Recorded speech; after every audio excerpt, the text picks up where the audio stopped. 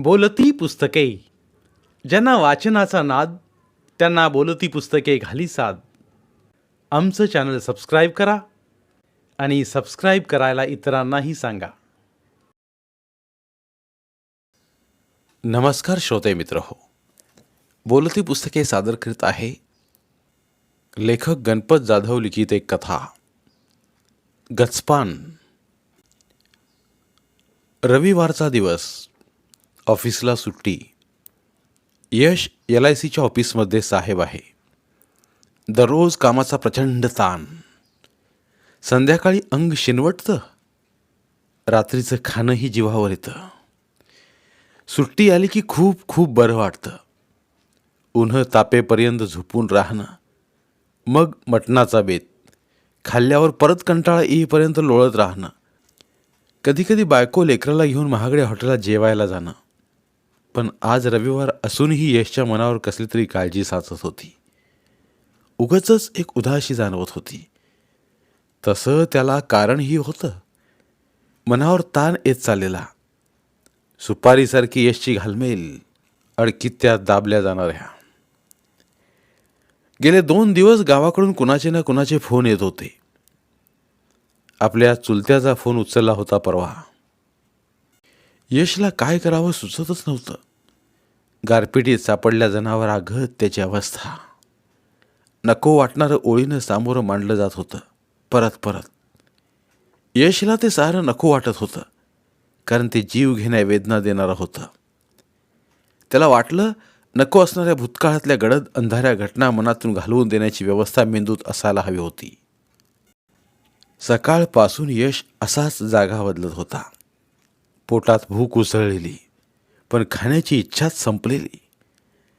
सकाळी 2 सफरचंद आणि केळी खाल्लेली.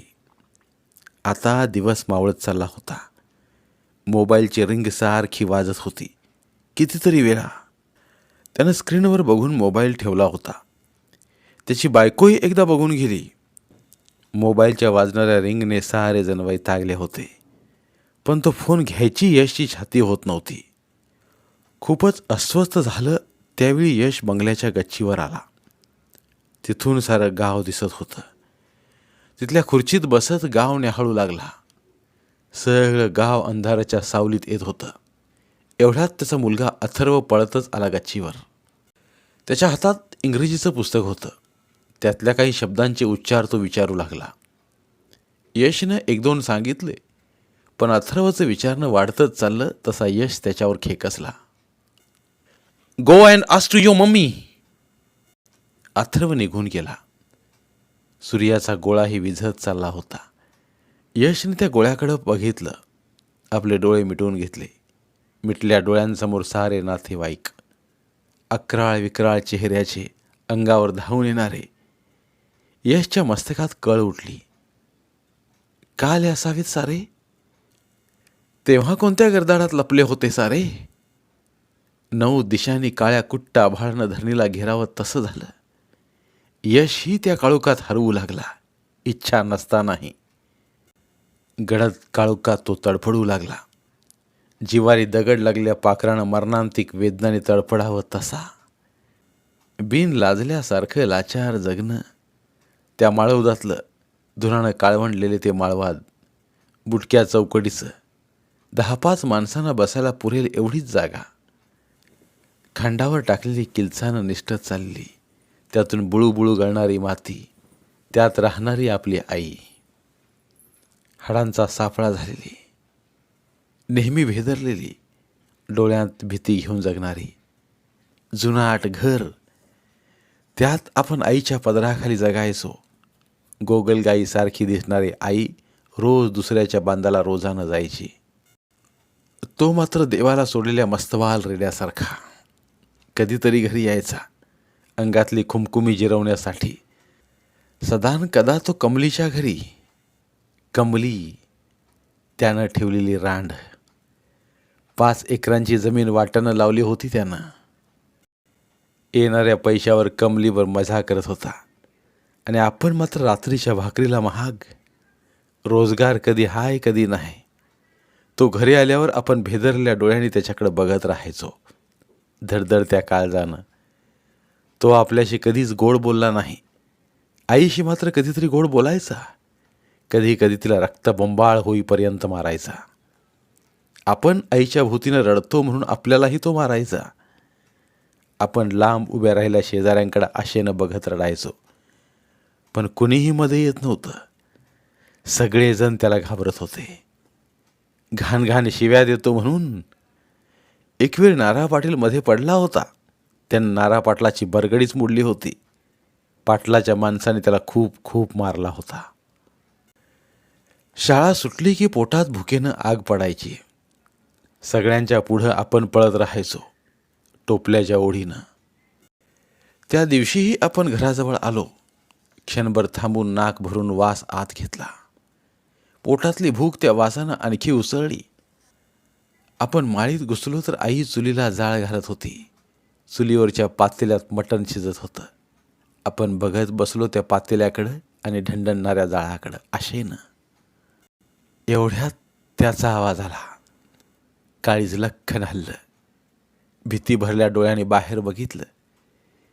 त्याच्या त्या तांबारल्या डोळ्यांची नजरानजर क्षणभरच पण हजारदा मारून टाकणारी. हा यायला नको होता. तो आत आला. आपण कासवासारखे हातपाय आकसत भिंतीला चिकटलो. त्याच्या चेहऱ्यावर पण भीती. तो बसला. त्यानं घुबडासारख्या डोळ्याने आपल्याकडे बघितलं. वाटलं उठावं, पळून जावं, पण पोटातली भूक आणि चुलीवर शिजणारं मटण. वाढू का? आईचा आवाज. त्या आवाजानं आपल्याला किती आनंद झाला. पण ती त्याला म्हणत होती, शिजलंय का? वय. आईच्या आवाजात दमच नव्हता. वाढ मग, तो म्हणाला. खिळून आलेली छोटी आपल्याजवळ बसली. त्याच्या खाण्याकडे बघत तो मचमच करत खात होता डुकरासारखा. आई मटण वाढत होती. तो खात होता. आपल्या पोटातली भूक आतड्यांना जाळू लागली. भुकेची कळ आतल्या आत दाबत आपण बसून होतो. जीव जाळत. पळी पातेल्याच्या तळाला खरडत होती. तो जरा सुस्तावल्यासारखा वाटला. येशा, भास्कर शाळा. आपल्या रोखानं आलेला आवाज. त्याला उत्तर द्यायला जीभच रेटत नव्हती. तो आपल्याकडे उत्तराच्या आशेनं बघत होता. आपल्याला लगवीच दाटली. मी काय म्हणतोय? बोल की आई घाल्या. धरणी थरथरावी तसा आवाज. लेकराला शिवी का म्हणून देताय? आईचा अडखळणारा आवाज. लेकरू? कुणाचं? कुणाचं का? कुणाच्या पोटचं? आता मात्र आपण हादरलो होतो. आता काय होईल काही माहीत नाही. ताय गप्प बसली. उंजळी एवढा फणा काढून समोरच उभ्या असणाऱ्या नागाला बघून गप्प बसावं तशी. पण हा नाग नव्हता. आपल्या आईचा नवरा, आपला बाप. त्याच्या मनात काहीतरी उचमळल्यागत झालं. विहिरीच्या तळाचा गाळ उचमळावा तसं. खरकट ताट त्यानं लाथेनं उडवलं. सांग, कुणाच्या पोटचं येशा माझ्या नावावर खपविलीस? लेकरा देखत काय बी बोलताय? घाबरत घाबरत ती म्हणाली. तसा तो उठला. हातानं पायानं तिला लाथाडत सुटला. त्याच्या चेहऱ्यावरच्या सुरकुत्या लाले लाल झालेल्या. आपण जीव मुठीतच घेऊन बसलेलो. आई आरडत होती, ओरडत होती. आपण मात्र गप्पगार, स्वतःच्या जीवाच्या काळजीनं. छोटी मात्र हंबरत आईकडं पळाली आणि मोठमोठ्यानं रडू लागली. आपण बसल्या जागेत थरथरत होतो. डोळ्यातनं घळाघळा वाहणारं पाणी सदऱ्याच्या बाहीनं पुसत. तो वळला. गपकन छोटीच्या पायाला धरलं. आपल्यासमोरून फरफटत नेलं. कुत्रं ओढावं तसं. ती जोर जोरानं रडत होती. छोटी काही कळायच्या आत अंतराळी उचलली गेली. गोल गोल फिरली पाळण्यासारखी. सपकन तिचं रडणंच बंद झालं. आई पळाली. छोटीच्या तोंडावरून रक्ताच्या चिळकांड्या. लाल भडक चेहरा. तिचं रडणं बंदच. आईनं हलवलं. आई धाय मुकलून रडत होती. आपण मात्र जाग्यालाच. दाटलेली लघवी कधीच रिकामी झालेली. त्यानं छोटीला सोडलं आणि भेलकांडत अंधारात गडप्प झाला. आईनं छोटीला काखेला मारला आणि पळत सुटली. दगडा धोंड्यानं ठेच काढत आपणही तिच्या मागं पळत होतो. ओल्या चड्डीनं. ती कुठं निघाली काहीच माहीत नाही. काय झालं बाई? डॉक्टर. खेळताना पडली दगडावर. रडणारी आई. शब्द अश्रूत भिजलेले. नाही साहेब. आपण बोलणार, पण आईनं तोंडावर हात ठेवला. आपण तिच्या डोळ्यांत बघत होतो. प्रचंड भीती. पण का? कशासाठी? आपल्याला पडलेला प्रश्न. डॉक्टरने छोटीच्या चेहऱ्यावरच्या जखमा धुतल्या औषधानं. तोंडावर लावायला मलम दिला. दुसऱ्या दिवशी तो आला. आपलंच डोकं आपल्या हाताने गच्च धरून बसला, छोटीकडं बघत. शाळेची सहल जाणार होती. घोंगडे सर वर्गात आले. सहलीला कोण कोण येणार आहे?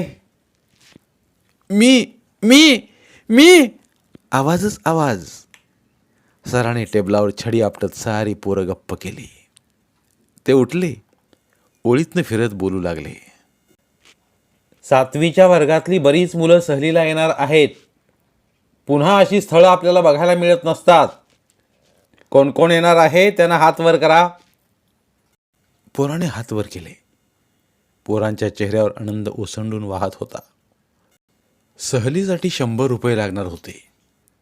पोरांच्या चेहऱ्यावरचा आनंद बघून आपणही हात वर केला. सराने आपल्याकडे आश्चर्यानं बघितल्यागत बघितलं आणि म्हणाले, यश, तू येणार आहेस का? सरळ अंगावर आल्या प्रश्नानं आपण गोंधळलो. क्षणभर घाबरल्यागत वर्गभर बघत राहिलो. वर्गातली सारी पोरं सुद्धा आपल्याकडेच बघत होती. लाजल्यासारखं झालं. अरे तुला विचारतोय. सरांचा पुन्हा आवाज. वय सर, मी पण येणार आहे. एकात एक घुटमळत शब्द बाहेर पडले. घरी आलो तर आई रोजगारला गेलेली. मनात प्रचंड उत्सुकता भरलेली. सहल हा शब्दच आपण ऐकतोय. आईची वाट बघू लागलो. छोटीही तिच्यावर गेलेली. कडूसं पडलं. आपली अस्वस्थता वाढू लागली. सारखं सारखं वाटेकडं बघत होतो. उशीर करणाऱ्या आईचा रागही येत होता. एवढ्यात जळणाचा भारा आपटल्याचा आवाज आला. ताटकन उठलो. आवाजाच्या दिशेनं निघालो. जळणाचा भारा खाली टाकून आई खालीच बसलेली. सहलीला जा म्हणाली म्हणजे? मनात आनंदाच्या उकळ्या फुटत होत्या. गडबडनं तिच्याजवळ गेलो तर ती कणत होती. पुढं सरकून तिच्या गळ्याला हात लावला तर इस्त्यासारखी भाजत होती ती. उमलणारे कोंब राऊंडअपनं उमलता उमलता जळून जावेत तसं झालं. सहलीच्या विचारावर काळोखी पसरली. काय झालं ग तुला? ताप आलाय दुपारपासनं. कणत कुथत आलेली आई ढोबळा पडलेल्या वाकडेवर झोपली. आपण त्या वाकडेच्या शेजारी उभे. अस्वस्थपणाची धग उरात वागवत. आईला सहलीला कसं सांगावं? मनभर उदासपणा पसरला. कडू औषध प्यायल्यावर तोंडभर कडवटपणा पसरावा तसा. यश, चहा करतो का जरा? हा. आपण कामाला लागलो. कळायला लागल्यापासून आईनं आपल्याला हे शिकवलेलं. आई 5 दिवस बाहेर बसली की आपणच वेड्या वाकड्या चपाट्या तव्यावर भाजायचो. त्याच आपल्या भाकरी. अर्धे कच्चे भाजले ते दामटे एसराच्या कोरड्या चटणीवर खायचे. तोटरे बसेपर्यंत. शेजारी पाजारी त्याच्या भीतीनं बोलतही नव्हते आपल्याशी. वाईट टाकल्यासारखे आपण.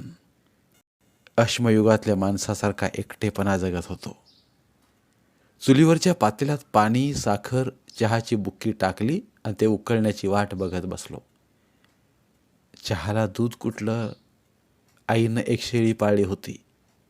पण तो आला आणि घेऊन गेला शेळीला बार्शीच्या बाजारात. त्याला अडवायची छाती नव्हती कुणाची. चहाला उकळ्या फुटत होत्या तसं आपलं मनही उकळू लागलं. आईला सहलीचं कसं सांगावं? तीच विव्हळते, कोलमडून पडलीय धरणीला. चहा पिता पिता आपण बोललो, दवाखान्यात येते का ग? आत्ता इदुळा कुठला रे दवाखाना? पाटलाचं आहे की. पाटलाला द्यायला पैसे नाहीत रे बाळा. सहलीचा विषय बाणाचं टोक बनला होता. आता विसरून जावं सहलीला. आपण गप्प बसलं बघून तीच म्हणाली, उद्या जाईन सरकारीत. आता एक वाकळ टाक अंगावर. तिच्या अंगावर वाकळ टाकून आपण तिचं कणणं ऐकत राहिलो. सकाळचे दामटे टोपल्यात होते. छोटीनं आणि आपण तेच खाल्ले. दुसऱ्या दिवशी सर वर्गात आले. आपण प्रचंड अस्वस्थ होतो, पृथ्वीच्या पोटातल्या लाव्यासारखे. बरं, कुणी कुणी पैसे आणलेत? बऱ्याच पोरांनी हात वर केले. काही पोरं तर हातात नोटा दावत सरांच्या टेबलाला भिडले. सरांनी आपल्याकडे बघितलं. तू काल हात वर केला होतास ना? हा. मग वडिलांना विचारलं नाहीस काय? सरांच्या प्रश्नानं आपण गटांगळ्या खायला लागलो. एवढ्यात वर्गाच्या दारात बाळ्याचा बाप आला होता, मळकटलेला, अंगावरची कापडं जागोजागी टरकलेली. सारा वर्ग त्याच्याकडे बघायला लागला. राम राम गुरुजी. राम राम. पैसे द्यायला आलतो बाळ्याच्या सहलीचं. आपलं हृदय भरून आलं होतं. बाळ्याला आणखी बाराखाडीही फुटत नव्हती, पण त्याचा बाप त्याच्यावरनं जीव उवाळायचा. वाटलं आपलाही बाप असा असता तर. पैसे दिल्याचा आनंद चेहऱ्यावर घेऊन जाणाऱ्या बाळ्याच्या बापाला बघून आपले डोळे भरून आले होते. यश, यायचं असेल तर उद्याच पैसे आण, नसेल तर राहू देत. सरांचे शब्द. सारा वर्ग आपल्याकडेच टवकारून बघत होता. एवढ्यात 4-2 पोरी हसल्या, तोंडावर हात धरून. त्या का हसल्या हे माहीत नसूनही आपल्या जिव्हारी लागलं. त्यात आपल्या घराजवळची पद्मी होती. एवढी पोरं चालली, आपलं बालमन चरचर चिरत होतं. काय करावं? का मागावं त्याला? तो देईल, नाहीतर मरुस्तवर बडवायचा. दुसरं मन म्हणत होतं, दिलं तर सहलीला जाता येईल. काय करावं? शाळा सुटेपर्यंत मनातला आराखडा तयार केला. धूळ पेर केलेल्या शेतकऱ्यासारखं नशीब चाचपायचं ठरवलं. शाळा सुटली, घरी आलो. आई हातरुणातच होती, पण विवळत नव्हती. बरं वाटतंय का ग? होय रे बाळा, जरा बरं वाटतंय. भाकरी खाल्लीस का? खाल्ली. तिच्यावर बोललो. खूप बरं वाटलं, पण तो अस्वस्थतेचा विचार मेंदूपर्यंत भिडायचा, मेंदूला बुळकं पाडत. चहा करू का ग? नको, मी करते. जरा बरं वाटतंय आज. तिनं आपल्याला जवळ घेतलं. डोक्यावरून हात फिरवला कौतुकानं आणि मुका घेतला. आईनं केलेला चहा पीत पीत आपण गडद होणाऱ्या काळोखाकडे बघत होतो. आईनं चुलीवर भात शिजायला घातला होता.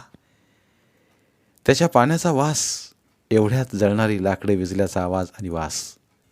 घरात धुराचा कोट झाला.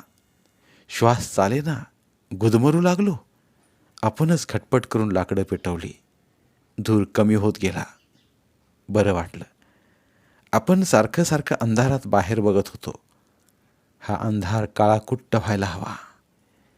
भाताचे गोळे तिघांच्या पोटाच्या वैश्विक करदाळात रिचत होते. छोटीच्या भातात थोडी साखर घातली होती. आपण मात्र हिरव्या मिरच्यांच्या ठेच्याला भाताचा गोळा चिकटवून खात होतो. अंधार चांगलाच वाढला होता. आपण उगाचच फेऱ्या मारत होतो.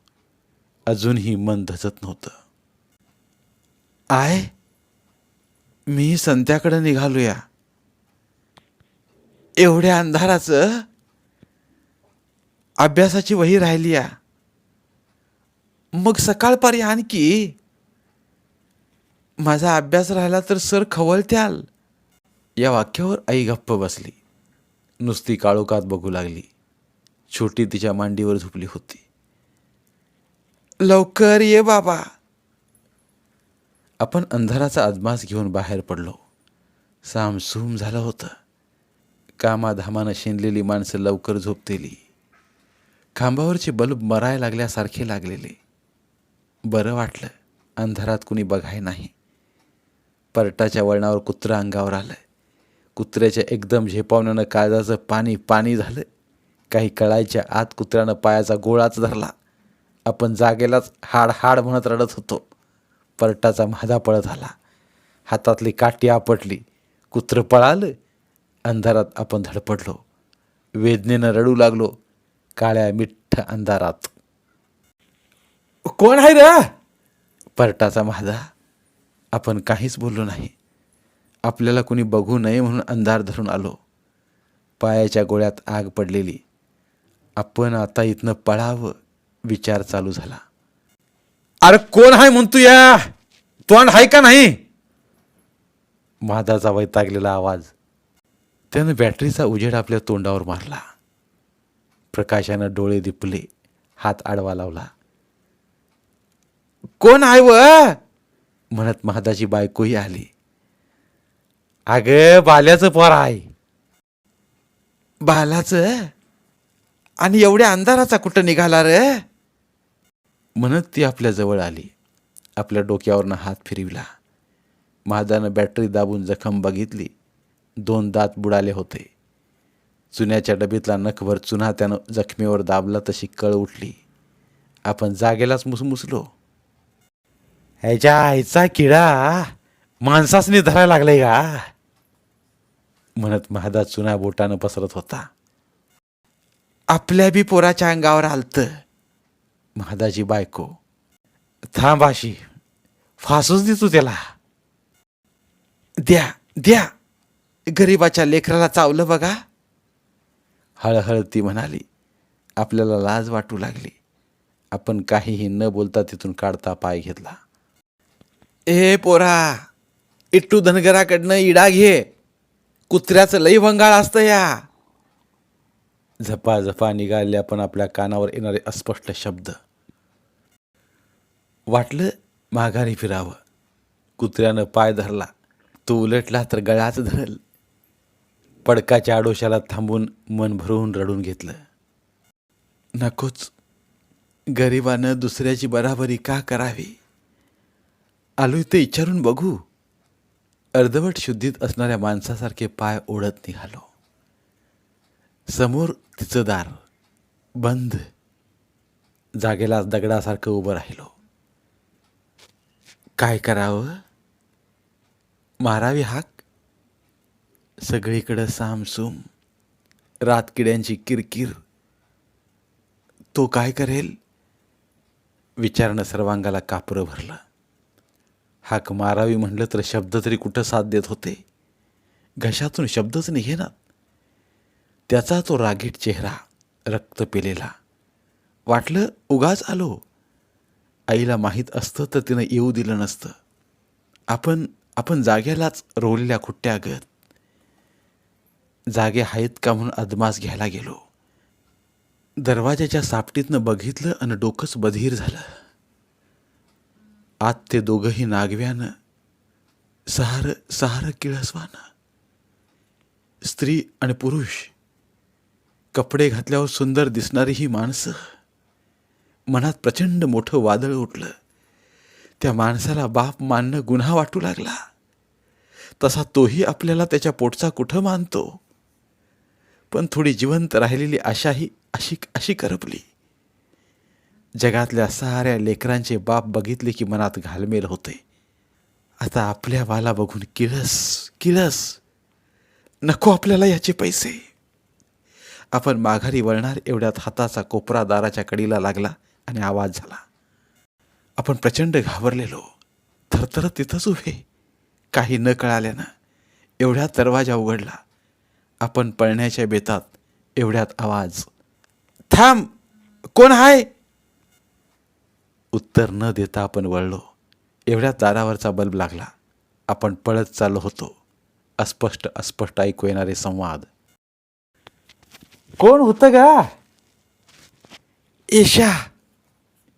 तिनं आपल्याला ओळखलं. आपण मुळातूनच हादरलो. तो आपल्या मागं पळतोय का याचा अदमास घेत अंधारात गडप झालो. त्याच्याविषयीच्या तिरस्काराच्या धुक्यानं मन झाकोळून गेलं होतं. कोळ्याच्या जाळ्यात गुदपाळल्यासारखे आपण. डोळ्यात प्रचंड राग आणि अश्रू. शाळेत सारी पोरं पैसे देत होती. आपल्या डोळ्यांसमोर मात्र नागव्यानच ती आणि तो. आईला सांगावं आपण हे गाव सोडू, लांब जाऊ राहायला. तिसऱ्या दिवशी तो आला. आपण झाडाखाली बसलेलो. त्याच्याकडे बघावंच वाटत नव्हतं. त्याचं इथं येणंच काळजात ऋतू लागलं. तिला कशाला पाठवला होता? तो आईला विचारत होता. काहीच माहीत नसणारी आई भांबावल्या गत त्याच्या तोंडाकडे बघत होती. आपण मात्र पेटू लागलो. तो पुढं सरकला. आईच्या तोंडावर उभा राहिला आणि जोरानं ओरडला. त्या येशाला का पाठवला होता कमलीच्या घरला? आईनं आपल्याकडे बघितलं. तिच्या नजरेला नजर द्यायची हिंमत नव्हती आपल्यात. एवढ्यात आईचा हंबरडा. तो रान रेड्यागत तुटून पडला तिच्यावर. नुकतंच दुखण्यातनं उठलेली ती रडत भेकत होती आणि तो घाण घाण शिव्या देत तिला बुकलून काढीत होता. आपण पेटलो. अंगणातल्या वनव्यासारखे जळणातलं लाकूड घेऊन धावलो. त्याच्या नडगीवर हाणलं. तो मोठ्यानं ओरडला. दुसऱ्यांदा हात उगारेपर्यंत तो आपल्याला भिडला. आपण मार खात होतो, पण डोळ्यात पाण्याचा एकही थेंब आणला नाही. जीव घेण्या कळा सोसत राहिलो आपण. वाटलं बरं झालं छोटी घरी नाही, नाहीतर तिनंही मार खाल्ला असता. तो आपल्याकडून आईकडे पळाला. कुणाच्या पोटचं माझ्या अंगावर सोडलं म्हणून शिव्या देत तिलाही हाणत होता. त्याच्या तोंडातून बाहेर पडणाऱ्या शब्दांचा शिलालेख बनत होता आपल्या मेंदूत. वारंवार आपण त्याच्या पोटचे नसून आपण आईच्या व्यभिचारातून जन्मलो हे सांगणं मेंदू बधीर करणारं. आपण मार खाताना खूप लोक जमलेले लांब लांब उभं राहून बघत होते. आपण मात्र आशेनं त्यांच्याकडे पाहत होतो. तो गेला. मारानं अंग ठणकत होतं, पण डोळ्यात अश्रू येऊच दिले नाहीत. आई एका शब्दानं बोलली नाही. कमलीच्या घरला कशाला गेलता म्हणून. सुट्टी लागली की आई आपल्याला खुरपायला न्यायची. बायांत रानवाला मालक आपल्या छोट्या आकृतीकडे बघायचा आणि आपल्या आईला विचारायचा, अगं किसना, त्या पोराला काम होईल काय? मालक लय चुटू चुटू करते या काम, साळात बी हुशार हाय. आजचा दिस असू दे, नाही जमलं तर उद्यापासून बंद बरं का. परत तू काय म्हणाय न ग म्हणून सांग तू. वय वय बघा की तुम्ही. आईनं मालकाला दिलेला शब्द खरा ठरावा म्हणून आपण तहान भूक न बघता राबत राहायचो. हाताचा कंडका पडायची वेळ आली तरीही बायांबरोबर पात कधीच लागायची नाही. पुढं गेलेली आई आपल्याला अडवं यायची काम दिसावं म्हणून. आपण आईवर जगत राहिलो गरिबीत, पण तिनं कुणाच्या दारात जाऊ दिलं नाही. तिच्या भावाच्याही. तशी तीही कधी जात नव्हती. कॉलेजला गेल्यावर गाव सोडलं. तिथं आईस्क्रीमच्या दुकानात काम करून कॉलेज करत होतो. छोटीही शाळेला जात होती. गावाकडचं जाणं कमी झालं. आपला खर्च आपणच भागवत होतो. 2-4 महिने गावाकडे गेलो नाही.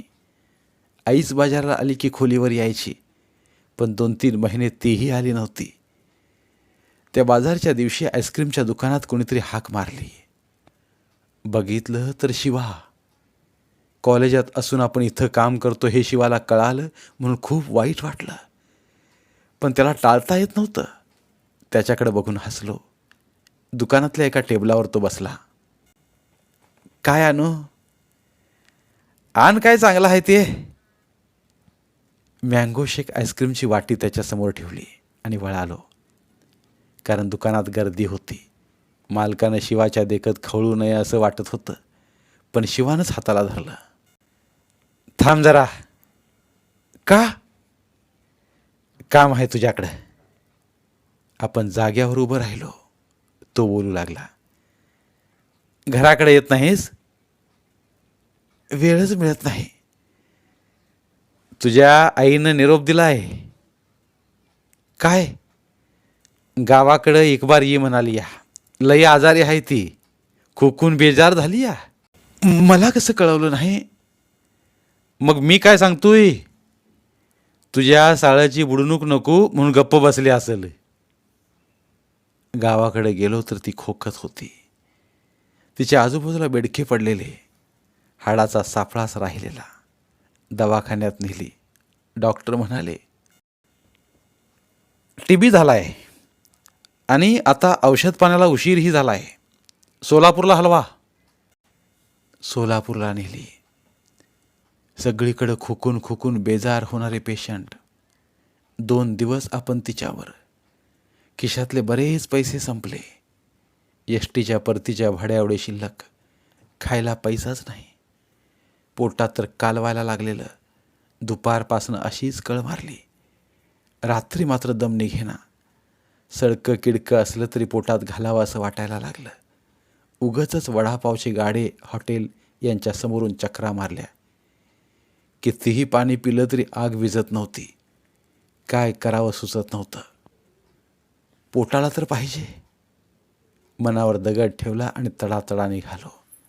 दवाखान्यापासून लांब. एका दारात उभा राहिलो. ताई, भाकरवाड. मनाला डसणारे शब्द. कुणीतरी एक चपाती आणि त्याच्यावर वांग आणून आपल्या हातात दिलं. देणारी बाई होती. ती कितीतरी वेळ आपल्याकडेच बघत होती. ते पोटात घातलं त्यावेळी बरं वाटलं. 3ऱ्या दिवशी आई वारली. मन बधीर झालेलं. काय करावं? तिच्या मैतीवर तो आला होता, पण परक्यासारखा लांब उभा होता, निर्विकारपणे बघत. छोटी मात्र धाय मोकलून रडत होती. पाहुण्या रावळ्यातल्या काही बाया हुंदकत होत्या. कधीही मदत न करणाऱ्या पाहुण्यांच्या डोळ्यात पाणी दिसत होतं. आपण मात्र गपगुमान पाणी गाळत होतो. आई वारली तरी तो बोलला नाही. छोटीला पण नाही. खूप वाटत होतं त्यानं जवळ यावं, मायेनं छातीशी धरावं, पण त्याच्या मनातली अढी उकलली नाही. छोटीला मावशीनं तिच्याकडे नेलं. आपण परत त्या आईस्क्रीमच्या दुकानात. छोटी मोठी दिसत होती. आता आपल्याला जास्त काम करायला हवं. 2 वर्षात छोटीचं लग्न करायला हवं. आईस्क्रीमचं दुकान सोडलं. इलेक्ट्रिकच्या दुकानात काम करू लागलो. छोटीसाठी म्हणून. 1.5 वर्षात बराच पैसा जमला. बरं वाटलं. छोटीसाठी पोरगा बघून लग्न करावं असं वाटलं. पण त्यावेळी मावशीचा फोन आला. तिला धड बोलताही येत नव्हतं. खूप घाबरल्यागत ती सांगत होती. आपण फक्त ऐकत होतो, शांत डोक्यानं. मन कसलीच प्रतिक्रिया देत नव्हतं.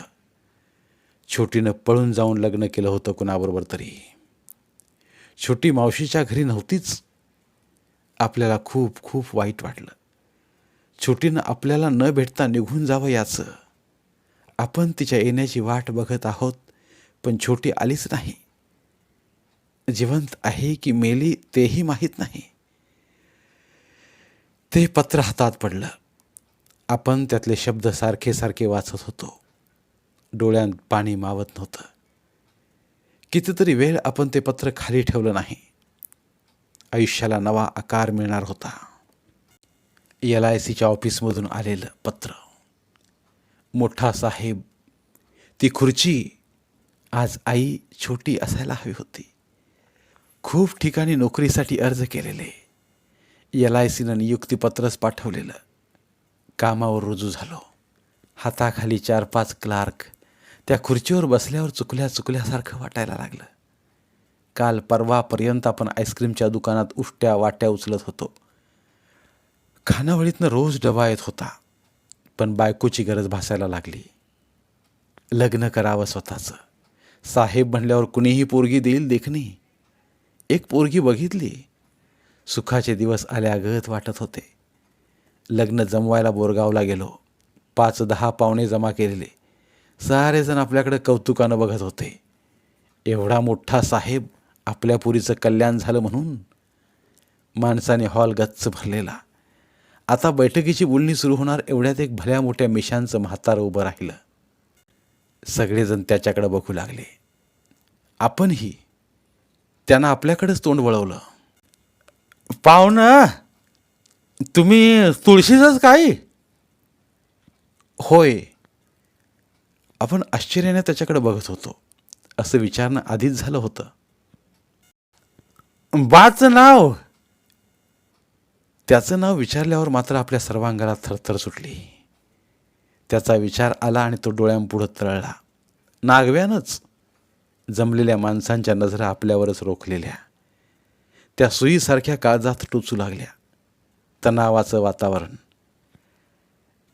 बालाजी. थरथरणारे शब्द. पुरं नाव सांगा की. यश बालाजी भोसले. चेहऱ्यावर घाम जमा झाला. स्वतःच लाजल्यागत झालो.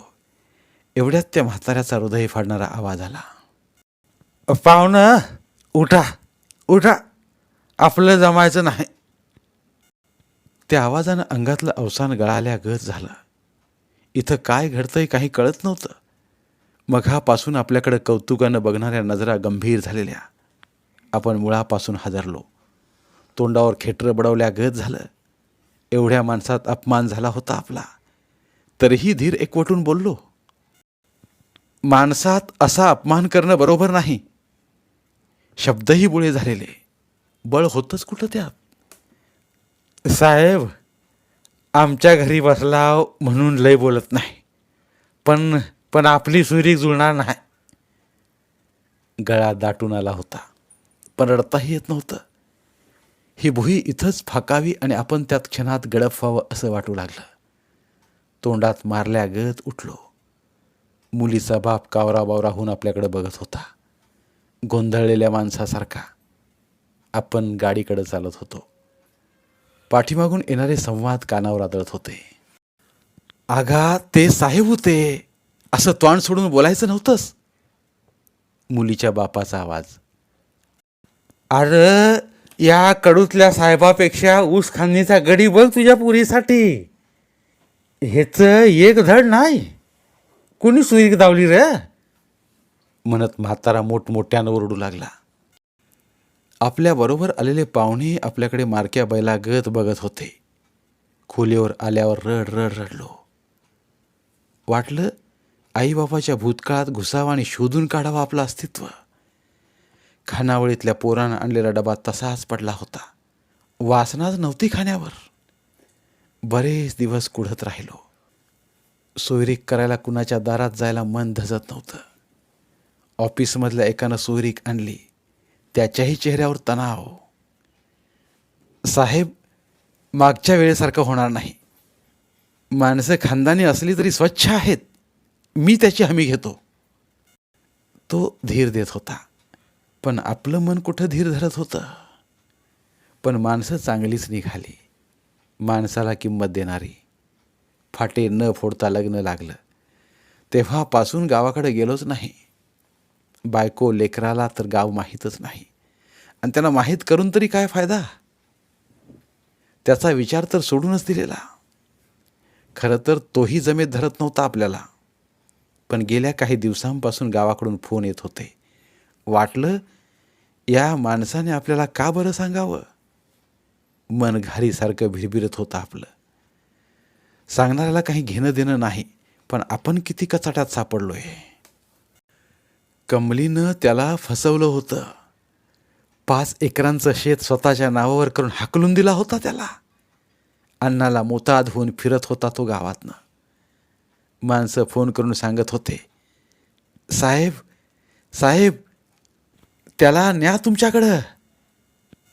आपलं मन धजत नव्हतं. त्याचा चेहराही विषारी साफासारखा वाटतो आपल्याला. त्याचे विषारी दात पडलेत यावर विश्वासच बसत नाही आपला. दुपारपासून सारखी रिंग वाजते. गावाकडून येणारे फोन. ते सर्वजण आपल्याला परत त्या आगीत ढकलू पाहत होते, म्हणून फोनच उचलला नाही. विचार करून करून डोकं दुखायला लागलं. अस्वस्थ यश खुर्चीतून उठला तर गेटसमोर गाडी थांबल्याचा आवाज. गेटवर खडखड. यशच्या बायकोनं दरवाजा उघडला. यशही गच्चीवरून खाली आला. अरे विकास, ये ये, यश म्हणाला. तो आत आला. चेहरा पडल्यासारखा विकासचा. यशच्या बायकोनं फ्रीजमधल्या थंडगार पाण्याचा तांब्या आणून दिला. त्यातला निम्मा त्यानं संपवला. घर सापडलं तुला?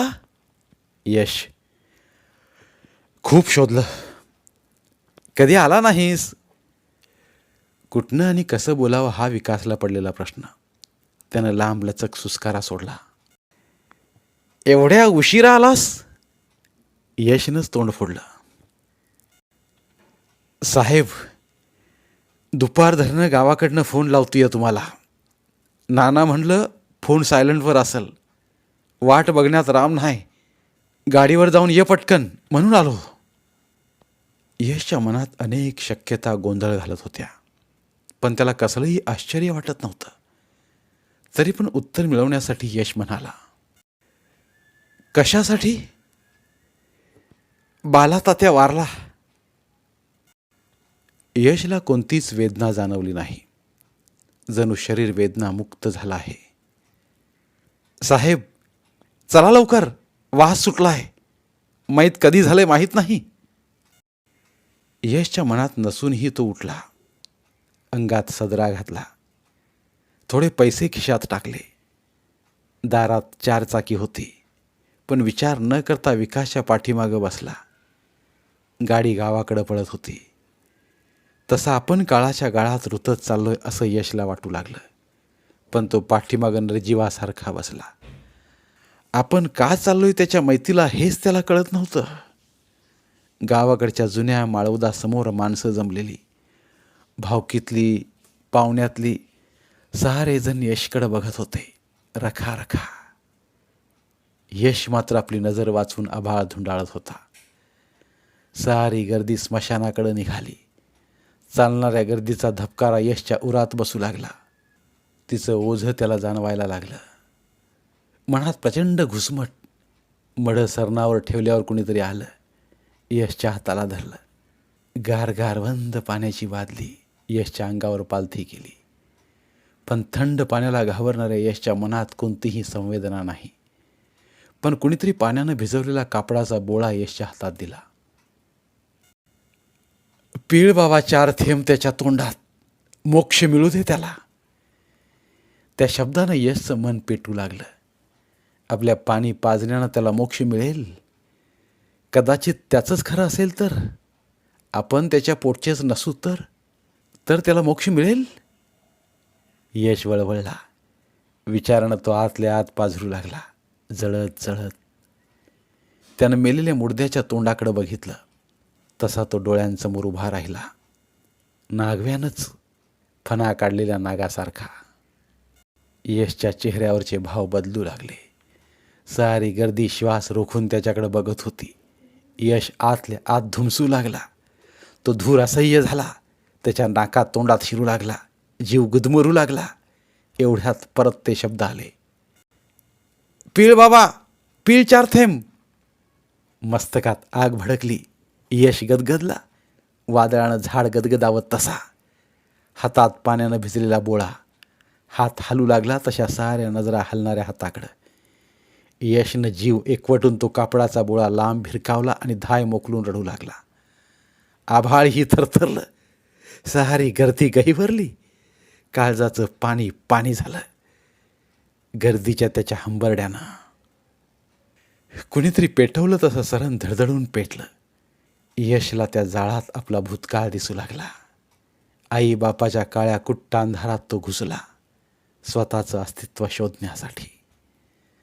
सारी गर्दी संपली तरी तो एकटाच बसून राहिला, त्या जळणाऱ्या मुडद्याला विचारत, मी कुणाचा? धन्यवाद. पुन्हा भेटूया एका नवीन कथेसह. धन्यवाद. बोलती पुस्तके श्रोते मित्रांसाठी मराठी साहित्याचा खजिना फक्त 59 रुपयात. फक्त 59 रुपये माफक फी भरून आमच्या साहित्यरत्न या चॅनलचे सभासद व्हा व भरपूर मराठी ऑडिओ बुक्सचा आस्वाद घ्या.